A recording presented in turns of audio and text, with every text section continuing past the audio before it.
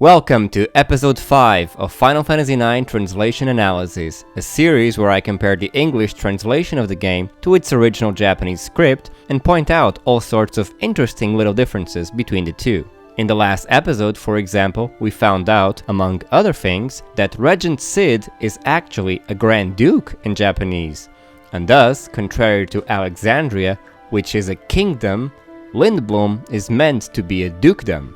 And in this episode, we're going to be covering the events that take place in this dukedom, starting with none other than the introduction of everyone's favorite rat girl, Freya Crescent. So, last time we saw how Cid, despite being only 35, talks like an old man.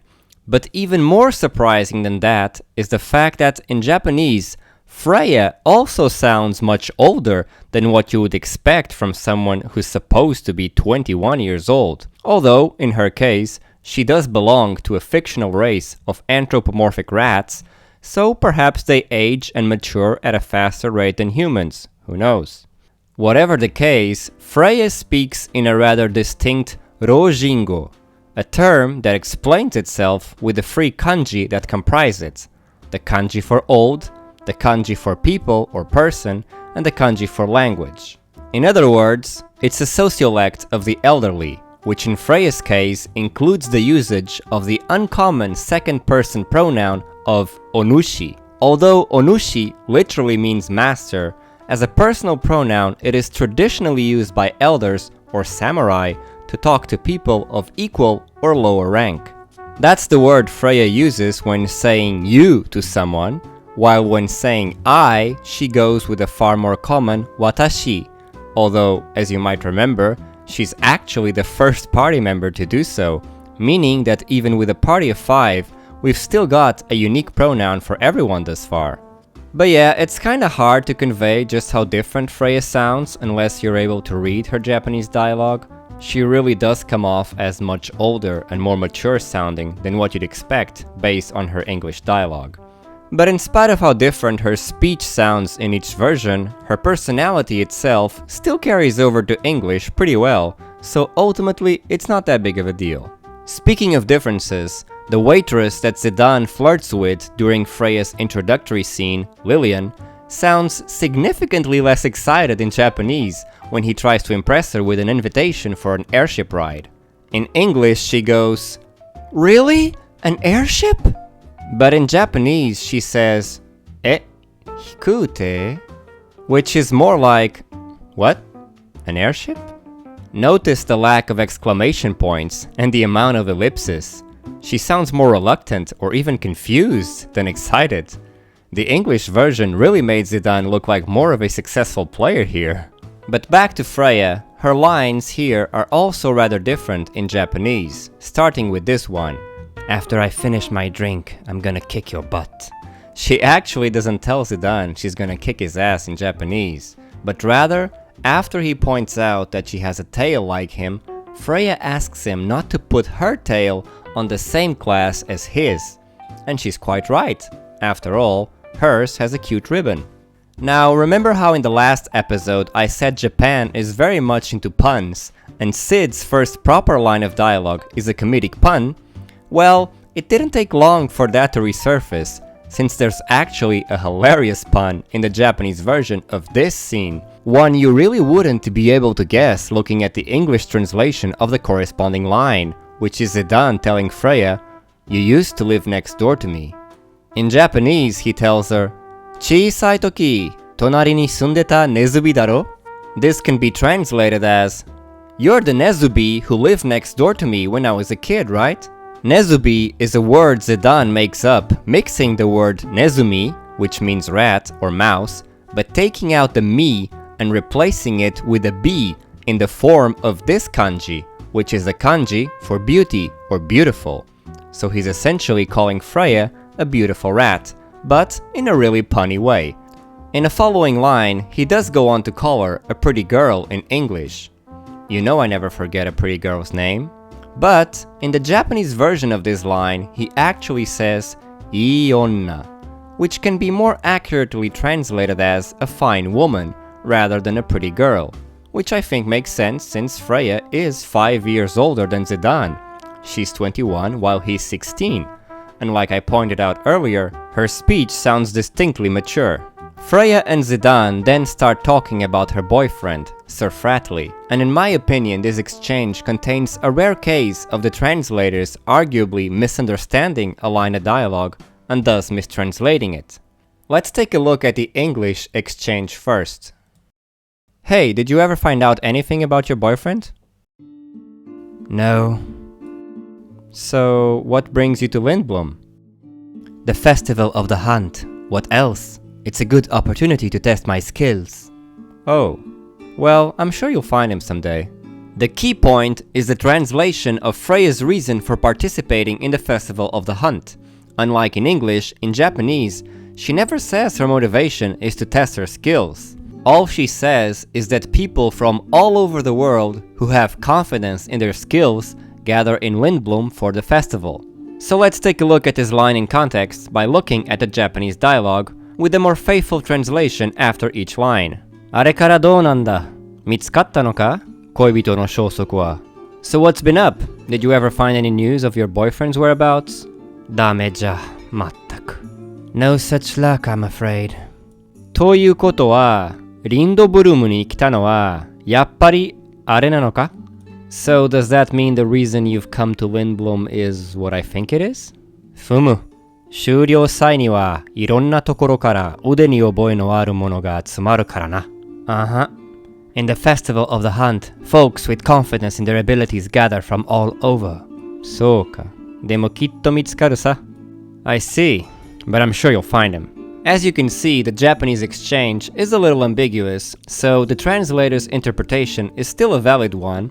But I think what's being conveyed here is that Freya is hoping her missing boyfriend will show up in the Festival of the Hunt. Remember, we later see that Sir Fratley is a formidable dragoon knight, and definitely someone confident in his abilities, so Freya is naturally guessing and hoping that he comes to Lindblum for the festival, thus allowing her to find him, and the two of them to be reunited at last. And that's why Zidane's following line brings the topic back to her boyfriend even in English, because in Japanese, they never actually stop talking about him, even if indirectly. Furthermore, Zidane doesn't qualify his last sentence, I'm sure you'll find him, with a someday in Japanese, since he's likely referring to her finding him on the day of the festival, which is the very next day. Sadly, that didn't happen, but we appreciate the sentiment, Zidane.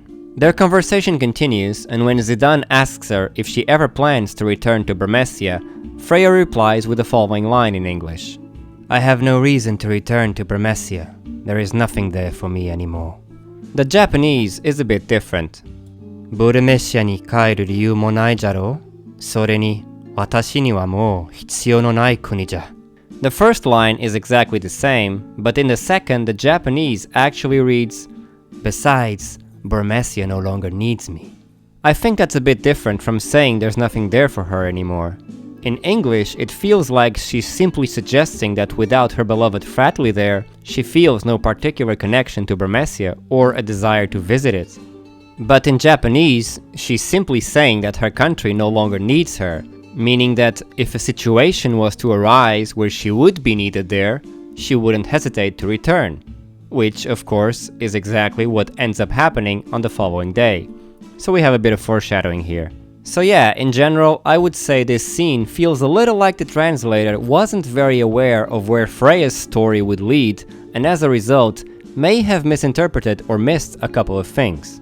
Not that I blame them. Having translated professionally myself, I'm quite aware, painfully aware even, of how translators are often saddled with unreasonable deadlines which make it impossible for us to go through and familiarize ourselves with a whole material before starting to work on it. And thus, we can lack the foresight necessary to identify and preserve certain bits of foreshadowing and things of the sort that require knowledge of future events to pick up on. Anyway, now it's time to switch gears and check on Steiner, as we get to see what he's doing in Lindblum thanks to an active time event called Small Town Night in a Big City. In Japanese, the title is Inaka Samurai Steiner, literally, Steiner, the countryside samurai. This suggests that Steiner is supposed to be a bit of a country bumpkin, probably not that educated, which might play into his initial reluctance to question authority and think for himself, believing himself too lowly to possibly understand the supposedly sophisticated thinking of the nobility and royalty. In this fun little ATE, a female red mage thinks Steiner is hitting on her and rejects him, and the old lady selling pickles sees this and tells him, "Do you always strike out that badly? I think you need a new line. A little shine wouldn't hurt either." In Japanese, her line is a bit funnier and saucier. なんだい、若い子で失敗したからこんなばあさんをいざなおってのかい？でも私は2番目でも構わないよ。A more literal and faithful translation could be, What, you failed with a young woman, so now you're gonna try to seduce an old lady like me? Well, in any case, I don't mind being the second option. Whoa! Step aside, Beatrix! A new ship has been born. Steiner and Grandma Pickle is the new hotness. And speaking of shipping, it's time to check on another pair of lovebirds as Zidane decides to go pay Garnet a visit. She in turn is surprised that he's managed to sneak into her quarters, to which he replies, "Come on, I do this for a living." In Japanese he says, "Hehe, konna koto nara hasame shimae sa." Basically, he's saying that, for him, doing stuff like that is asame shimae. Asame shimae is a curious expression.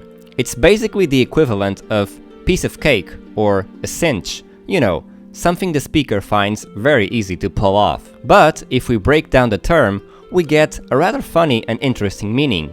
Asa is morning, meshi is a meal, asameshi is breakfast, and mae is before. So asameshi mae literally means before breakfast.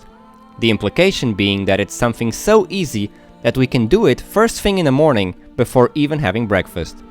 Garnet then asks Zidane to give her some weed. Sleeping weed, I should specify, though with a mother like that, I'm sure she could use the other kind as well. The exchange that follows is strikingly different in each version, and in Japanese, Garnet comes off as a bit more naive than in English. Let's go over the English dialogue first, and then the Japanese.